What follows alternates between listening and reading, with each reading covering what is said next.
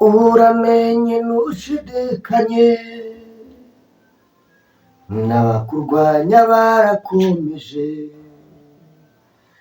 ariko Imana nyir'ijuru n'isi ntivuganye nawe nonaha. Uramenye ntushidikanye, n'ibitari ibyo yarabikoze, ariko Imana nyir'ijuru n'isi ntivuganye nawe nonaha. Ibiguhiga ntibizabura, n'abakurwanya barakomeje,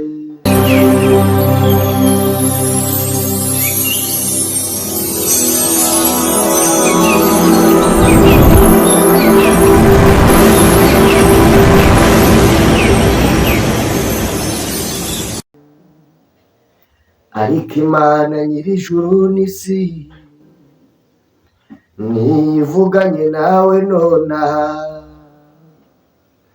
Dore amahanga yose yo mu isi ahagurukiye kukurega, inama zirakorwa rwihishwa, ngo barashaka kuguhitana.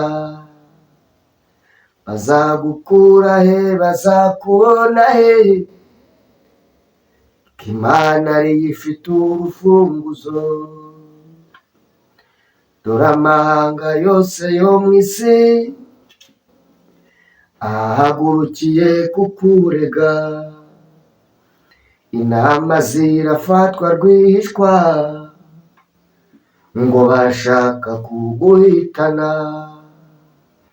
Bazagukura he, bazakubona he, ko Imana ariyo ifite urufunguzo. Uramenye ntushidikanye, n'ibitari ibyo yarabikoze, ariko Imana nyir'ijuru n'isi ntivuganye nawe nonaha. Ibiguhiga ntibizabura, n'abakurwanya barakomeje, ariko Imana nyir'ijuru n'isi ntivuganye nawe nonaha. Kuko wakunze gukiranuka, nicyo nanjye nzagukiriza.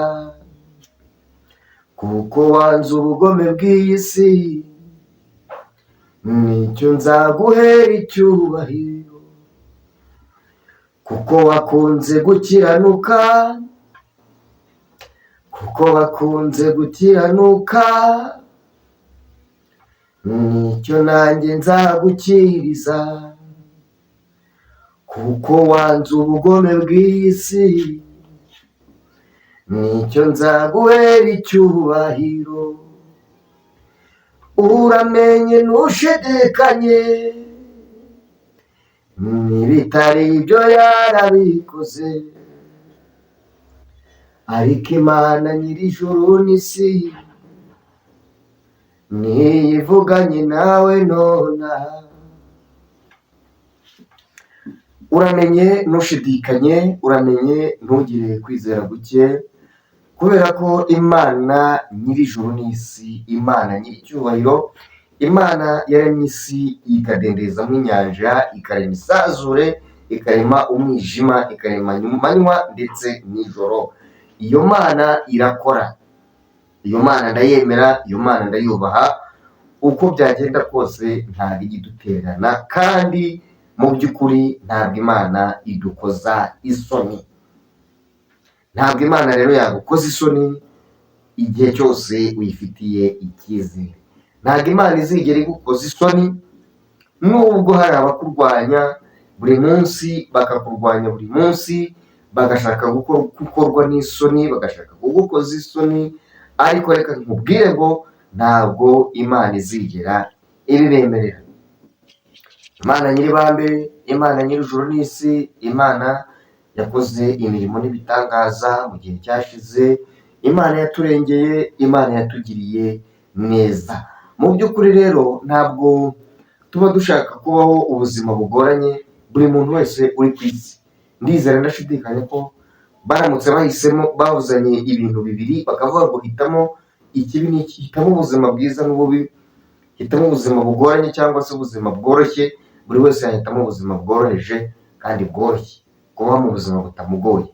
Ariko kubera isi turimo ari isi nyine yajugunywemo Satani, ni isi duhora duhanganye n'abantu babi bafite imyuka mibi y'ahantu ho mu ijuru, abantu bigaragaza nk'abakozi b'Imana, nk'abantu b'Imana, ariko mu by'ukuri benshi na benshi atari ko bimeze, ari ukubera indamu z'isi, ari ukubera kwihisha mu bantu beza, cyangwa se navuga ngo mu bantu bemera Kristo nk'umwami n'umukiza, cyangwa bemera umuremyi w'isi n'ijuru, Imana ishoboye ibintu byose. Hari abantu rero benshi bagiye badutuburira muri ubwo buryo, bakagenda batwesikora muri ubwo buryo, ariko reka nkubwire ngo bamara kutwesikora bakaduhemukira. Impamvu mvuze aya magambo, ngira ngo ntangiye indirimbo ivuga ngo kuko wakunze gukiranuka, indirimbo y'umuririmbyi umwe hano mu Rwanda wamenyekanye cyangwa se wabaye ikimenya bose. Kuko wakunze gukiranuka nicyo nanjye nzagukiriza, kubera ko wanze ubugome bw'isi nicyo nzaguhera icyubahiro. Usanga abantu benshi b'abaririmbyi cyangwa b'abahanzi b'indirimbo kenshi na kenshi badakunda kuririmba indirimbo z'abandi zibazanira amarangamutima, ntibakunda kuziririmba ngo bazishyire kuri public ku mugaragaro, akenshi kubera navuga ngo ni ikibazo, ni muri Afurika, ni ikintu nakita nk'amashyari. Kuko ntabwo kuba uririmba indirimbo y'umuntu igufasha mu by'ukuri kugaragaza emosiyo zawe, ukagaragaza ko hari umuntu ukunda, ibyo ntacyo byishe, nta n'icyo bitwaye. Njye buriya ndi mu bantu bajya bemera intege nke zanjye, n'intege nyinshi nazigize ni byiza, ariko ntabwo njya nemera ko umuntu yabaho afite amashyari, umuntu yabaho ari umunyeshyari, umuntu yabaho ari umunyamushiha, umuntu yabaho adashaka iterambere rya bagenzi be. Ibyo bintu ntabwo ari byiza, nta nubwo ari nabyo habe n'aka na gato. Kuko rero wakunze gukiranuka, byanga bikunze, hari umuririmbyi nawe wavuze ngo ngerageza gukora ibyiza ariko ibibi bikanyitanga imbere. Nubwo wakunze gukiranuka ariko ibibi bikakwitanga imbere, ibibi bikaza imbere yawe, kandi wowe ukeneye gukiranuka, ababikubuza akaba ari bamwe bakagufashije kugira ngo uko gukiranuka kwawe gukomere. Nakubwira ngo nkuzaniye ihumure, nkuzaniye amagambo y'ihumure yo kuguhumuriza, yo kukubwira ngo komera kandi wongere ukomere. Komera, komera cyane, komera, komera cyane, komera, komera cyane, komera, komera cyane, nawe Imana irakwemera. Haleluya, haleluya, nukuri Imana irakwemera. Abanzi bari baguhitanye, Yesu yarahabaye, natwe bari baduhitanye, Imana yarahabaye. Komera, komera cyane, komera, komera cyane. Abanzi bari baguhitanye, bari baduhitanye, ariko Imana yarahabaye. Komera, komera cyane rero, kandi wongere ukomere mu by'ukuri, kubera yuko nuramuka ufite gukomera mu mutima wawe, niyo wahura n'ubukene, niyo wahura n'ibigeragezo, ntabwo bizaguhungabanya. Inshuti, bavandimwe, bene data, ntabwo uzigera uhungabanywa n'imiyaga.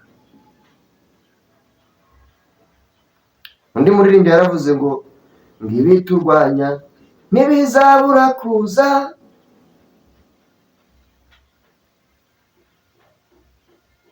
ngo ibiturwanya ntibizabura kuza.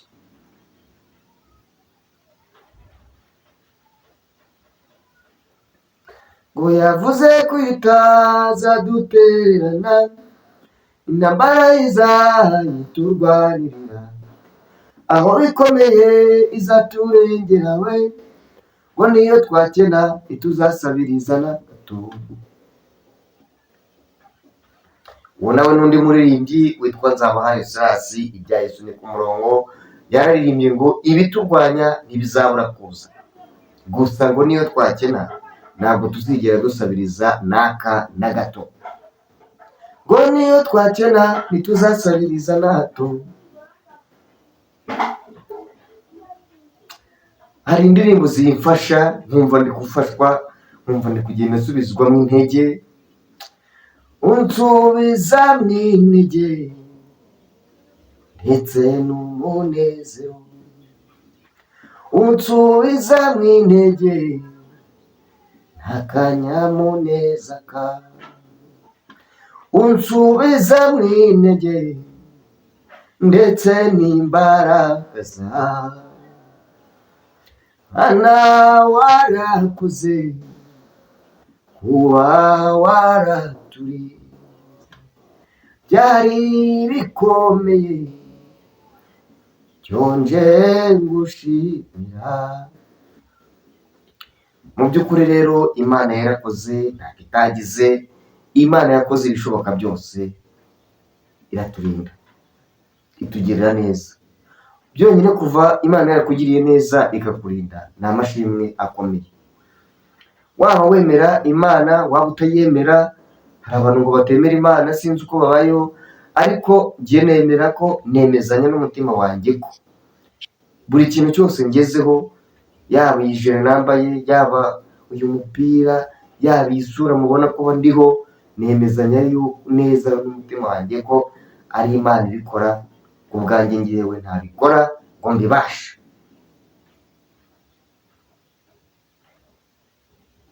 uguhitamo neza ni uguhitamo Yesu Kristo, kwambara neza ni ukwambara imico nk'iya Yesu, kuganira n'utakumvira ubusa ni Yesu gusa, ni Yesu wenyine, ni Yesu, ni Yesu Kristo, ni Yesu wenyine ufite ukabigenza bikemera, ni Yesu ufite ukuntu agenza ibintu byawe bigacamo. ibintu byose rero bizacamo, ibintu byose bizagenda neza neza kandi cyane.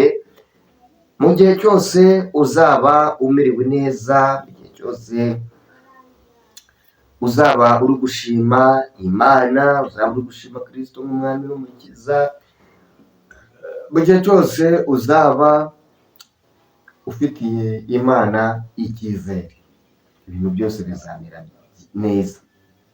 yego, ndumva rero ntabura kugarukiriza hano muri iki kiganiro. tuganiriyemo ibintu byinshi. ndakubwiye ngo wowe wakunze gukiranuka, ni amagambo ari no muri Bibiliya. komereza aho ngaho, nubwo ufite abanzi benshi ariko wicika intege, kandi ibiduhiga ntabwo koko bizabura. ukomerere cyane mu mutima wawe, kandi ibigusenya biri hafi yawe cyane, biri bugufi. gusa wowe komeza ukomere, kubera ko nyine ibigusenya ntabwo ntekereza ko ibintu byose byakugirira nabi, ntabwo ari ibintu bikwifuriza neza. reka mfate urugero rutoya hano nsoza, sinshaka ko dutinda muri iki kiganiro. fata urugero, reka dufate wenda nko mu kazi, ukora akazi, ufite akazi, hari umuntu ushaka kukubikira imbehe, cyangwa se wenda hari umuntu ushaka gukura ku kazi kawe, akakugambanira, ukabura iseta yo gukoreramo, ukabura aho ukorera, cyangwa se ukabura aho wahigiraga mu kazi kaguhemba ku kwezi, yaba ka leta ndetse n'ibindi n'akandi gatandukanye, kampani n'ibindi, ariko ukabura ako kazi, ukabura nyine ugakurwa ku kazi bitewe n'akagambane k'abantu. ni ukuvuga ngo ntabwo ari uko ibyo byose bitagomba kuza. uramutse umenye ko hari umuntu uri kubikora, ni ukuri wahaguruka ukarwana n'imbaraga zawe zose, kuko umuntu ushaka ko utabaho, utaramuka, utabona icyo kurya, uwo nguwo ni ukukwica. reka mvuge ngo yanaguhitana abonye urwaho, akubonye uburyo. reka rero mbashimire cyane mwese mwari muri kumwe natwe. aha ni kuri Salomo TV, ngende Salomo nakiranira Imana nk'ibisanzwe. noneho numva ko natangiye ikiganiro, ntahita mbibwira wowe umbonye bwa mbere, amazina yanjye nayo hanyuma aha ni kuri Salomo TV nyine nk'ibisanzwe, kora like, share ndetse na comment ukubona iki kiganiro kumva bagikunze maze ugisangize n'abandi. Ndabakunda cyane, Imana ikandusha, tufatanye gusenga, tugume muri uwo mujyo kugira ngo tugume kurwanya n'imyuka mibi, tugume muri iyi si turimo, tugumemo kandi tubemo amahoro, nubwo ibigeragezo n'ibitugusha n'ibibazo ari byo nakita ibiryo by'abakiranutsi kuri iyi si, ariko gumamo. Niba uri muri Yesu neza, gumamo.